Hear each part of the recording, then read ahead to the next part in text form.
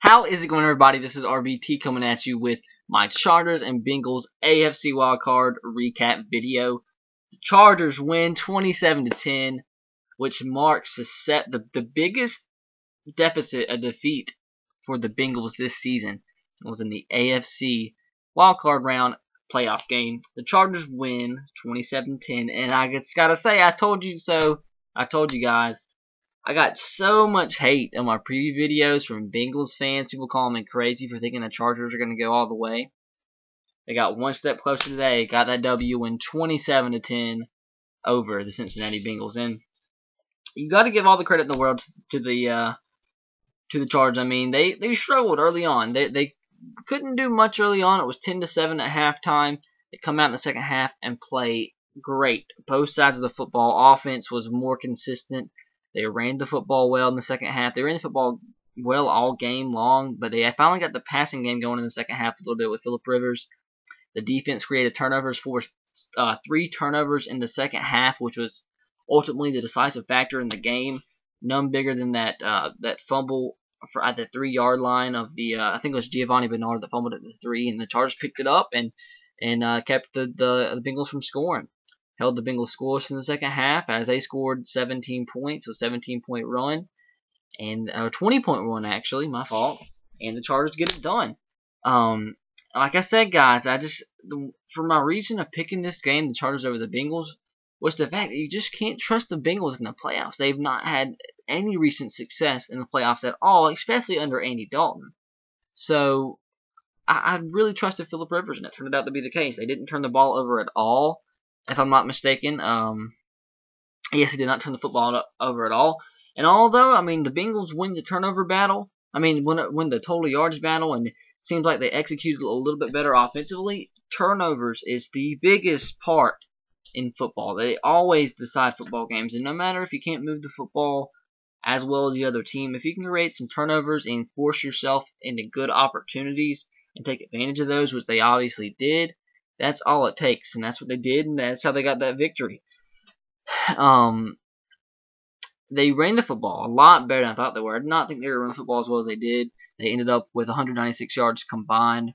Rodney Brown had that 58-yard run, the cheese run at the end of the game, to seal the victory.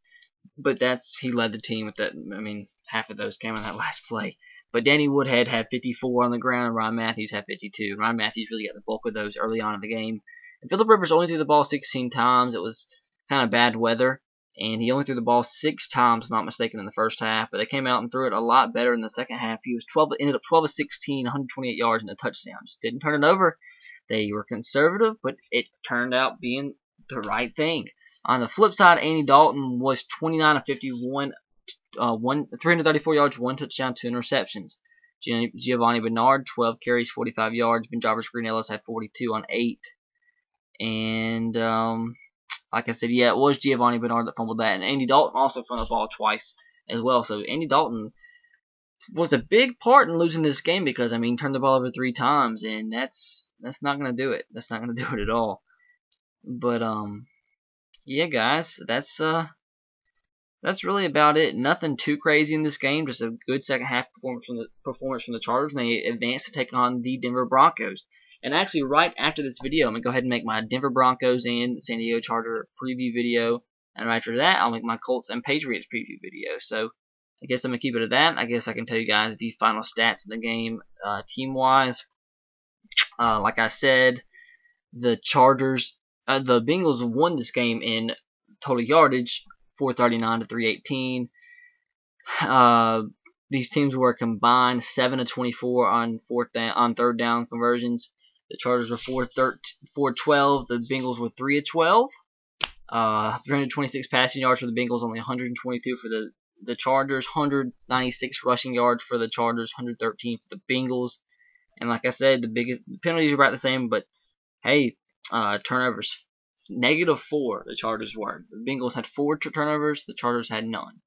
Like I said, you're not gonna be +4 or -4 in the turnover margin and win a football game. That's rare, and it didn't happen today, and that it very rarely will happen.